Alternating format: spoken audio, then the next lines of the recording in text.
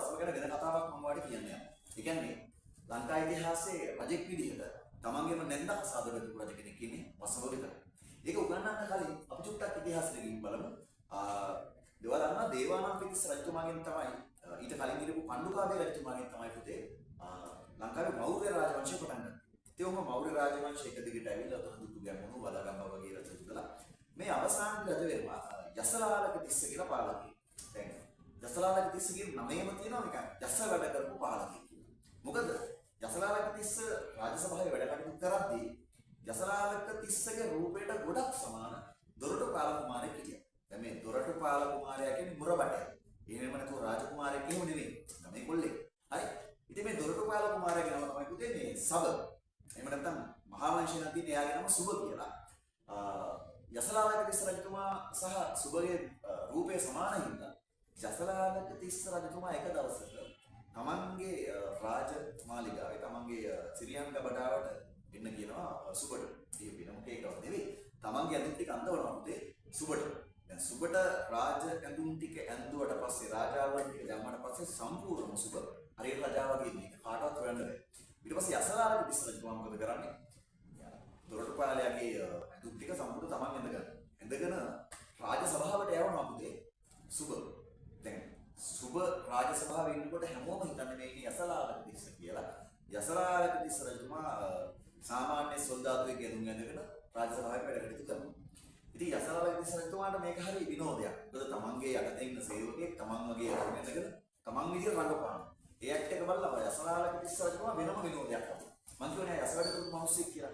හැබැයි යසලාලක තිස්ස රජතුමා මෙහෙම වැඩ කටයුතු කරන ගමන් නිරන්තරයෙන් වෙන තව වැඩක් තමයි උසුළු විසුළු කරනවා තමන්ගේ රජතුමා. දැන් මේ ඇත්තම රජතුමා නෙමෙයි ඉන්නේ සුබනේ. එතකොට සම්පූර්ණ මේක වැළුවු පුතේ සුබට මේකේ මේ වෙලාවට වෙන වැඩක් කල්පනා වෙනවා. තමන්ට උච්චාරණ කරන එක වෙලාව සුබ මොකද කරනවද කරන්නේ?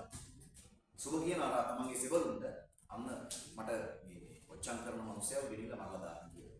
දැන් සේවකයෝ දන්නේ රජතුමා කවුද කියලා සේවකයෝ හිතන්නේ රජතුමා සුබ කියලා. ඒ නිසා සේවකයෝ ටික කෙලින් යසලාලක තිස්ස රජතුමා වල්ලගෙන ගිහිල්ලා පුතේ මරලා දානවා. දැන් ඒ අනුව සුබ කියලා පැත්තක හිටපු මිනිස්සෙක් වුණ ලංකාවේ රජ වෙනවා. දැන් මෙතන දැන් සුබ කියලා ඒකයි. හැබැයි දැන් සුබ රජ වුණාට සුබට සුබ රඟපාන්නේ යසලාලක තිස්ස රජතුමාගේ කැරක්ටර් එක. ඒ වුණාට ටිකක් කල් යනකොට ලංකාවේ මිනිස්සුන්ට දැනෙනවා. හරි.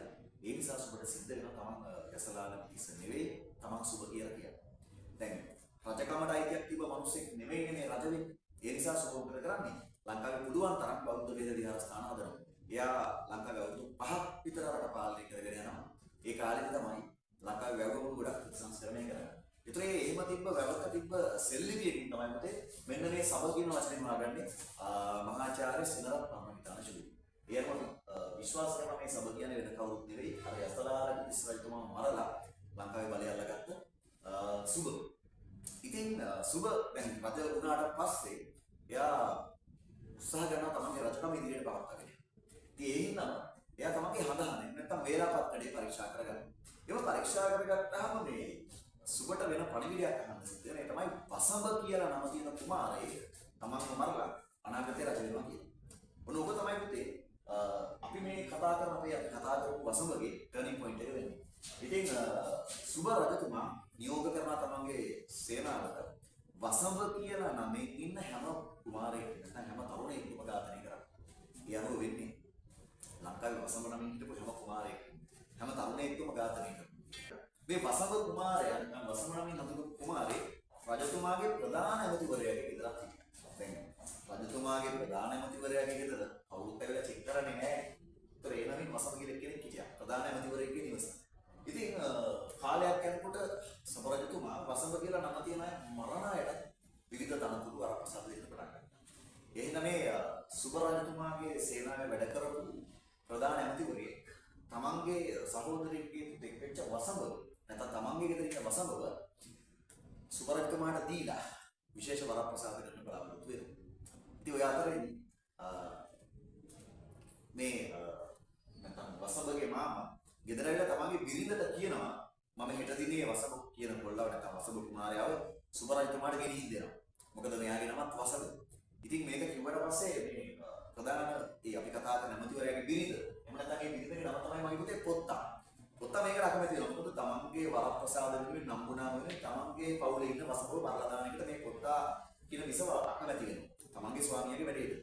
ඒ නිසා පොත්තට මේ වැඩේ කරගන්න වෙලාවක් තිබුණේ නැහැ. සමහර මූලාශ්‍රවල හරි අමුතු කතාවක් තියෙනවා. මේක ජනප්‍රවාදවලත් ලංකාවේ තියෙනවා.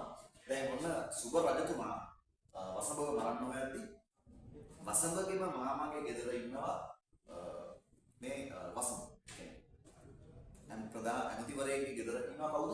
වසඹ කියලා කොල්ලෙක්. එතකොට මේ කොල්ලාව මරන්න ගෙනියන්න යන්න හදනකොට එයාගේ නැන්දනිය විසින් මේ වසඹව බේරගන්න.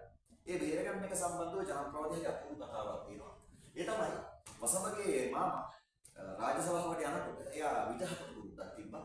ඒ නිසා තමන්ගේ රාජකාරී කටයුතු වලට යනකොට අවශ්‍ය විටමල්ල ලෑස්ති කරලා දෙන්නේ එයාගේ බිරිඳ. ඒ බිරිඳ දන්නා දැන් හෙට දිනේ වසඹ කුමාරයාව රජතුමා ගාවට එක්කගෙන යනවා. ඒ වුණොත් සුබ රජතුමා විසින් වසඹව ඝාතනය කරනවා. එන්න මේ පොත්තා කියන්නේ පොත්තක් වගේ ඉඳ නෙමෙයි. පොතා කියලා කියනවා, පොත්තා කියලා කියනවා. සමහර මූලාශ්‍රවල මෙත්තා බිරිඳ කියලා කියනවා. ඒක ඔය මේ මෙත්තාව පොත්තා විසින් තමන්ගේ ස්වාමි පුරුෂයාට විත හදනකොට ඒකට හුණු ටිකක් එකතු කරන්නේ නැහැ. ඒ සමහරවිට දන්නවා විතට ගන්න අමුද්‍රව්‍යයක් නේ හුණු. ඉතින් හුණු ටික දාන්න යා හිතාමතා අමතක වෙනවා. කොහොමදත් අහුවදා උදේ පාන්දර මේ ඇමතිවරයා විතත් අරගෙන වසමත් එක්ක යනවා රජමාලිගාවට. ඒ යන අතරමැද මේ මිනිස්සයා විතක් කන්න කල්පනා කරනවා. එහෙම විතක් කන්න කල්පනා කරලා අවශ්‍ය කරලා ගිහලා විතර දිගාරිනකොට ඒක නෑ අපිට උණු. ඒ නිසා වසමට කියනවා ඔයා ගෙදරට ගිහිල්ලා උණු ටික අරන් එන්න කියලා. උණු ටිකක් අරන් එන්න කියලා. මොකද ගෙවල් ආසන්නේදී මෙයා විතර පන්නත් දැස්සේ. ඒ නිසා වසම ගෙදරට යනකොට වසමගේ නැන්දා. දැන් වසමගේ නැන්දා කවුද? පොත්තා. පොත්තා දෙවියන් මේ කුමන්ත්‍රණය හෙළි කරනවා. පොත්තා කියනවා ඔයා පැනලා යන්න වගේ මාමා ඔයාව රජතුමාට දෙන්න යන්න හදන්නේ. එහෙම තමයි. ඒ නිසා පොත්තා වසමට අනුතුරු අඟවලා ඔබ රුහුණට පිටත් කරලා හරි. එයාම උදේ වසම තමන්ගේ ජීවිතේ බේරගෙන රුහුණට පලා යනවා. ඒ පලා ගිහලා වසම දෙකක් විතර රුහුණෙන් සේනාව හදාගන්න. එහෙම සේනාව ශක්තිමත් කරගෙන ඌ වෙනවා නැවත වතාවක් අනුරාධපුරයට එද්දී මේ ඇමතිවරයා නැත්නම් වසමගේ මාමන්දිත් එක්ක සටන් කරන්න සිද්ධ වෙනවා. වසමට ඒ සටනේදී ਉਹ මැරෙනවා. ඊට පස්සේ වසම කරන්නේ තමන්ගේ සේනාව අරගෙන සුබරජුගේ මාලිගාව ඉදිරිපිට ඇවිල්ලා සුබට අභියෝග කරනවා. පුතේ දැන් සුබ කියන්නේ ඇත්තටම රජෙක් නෙවෙයි. ඒ නිසා වසම තරමේ උත් යුද්ධාවියාව සම්බන්ධව නැත්නම් අධිහේසර වීම සම්බන්ධව ලොකු හතර දැනුමක් තියෙන නැතුව. ඒ නිසාම තමයි වසම විසින් සුබව රජමාලිගාව ඉදිරිපිටම ඝාතනය කරනවා. ඒ ඝාතනයෙන් පස්සේ මගේ පුතේ වසම විශ්වාසය 67 දී ලංකාවේ රජ වෙනවා. දැන් වසමට රජ වෙන්න වසමගේ ජීවිතේ බේරගන්න උදව් කරන්නේ කවුද? වසමගේ මාමගේ බිරිඳ.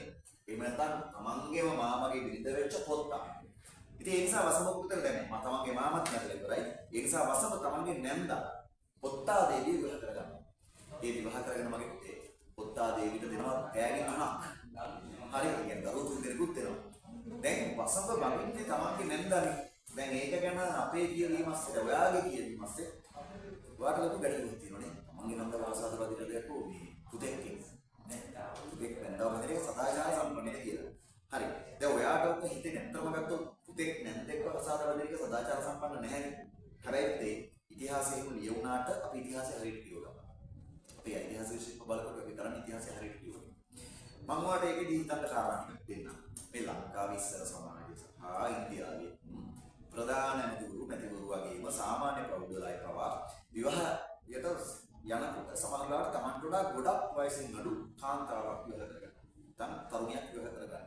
ඒක දැන් මොනවද ඉතින් තියෙනවනේ. ටිකක් වයසක උදවිය තරුණ කාන්තාව විවාහ කරන එක මුත්තක් නෙවෙයි. දැන් නහමහටදී ඔක තමයි යථාර්ථය.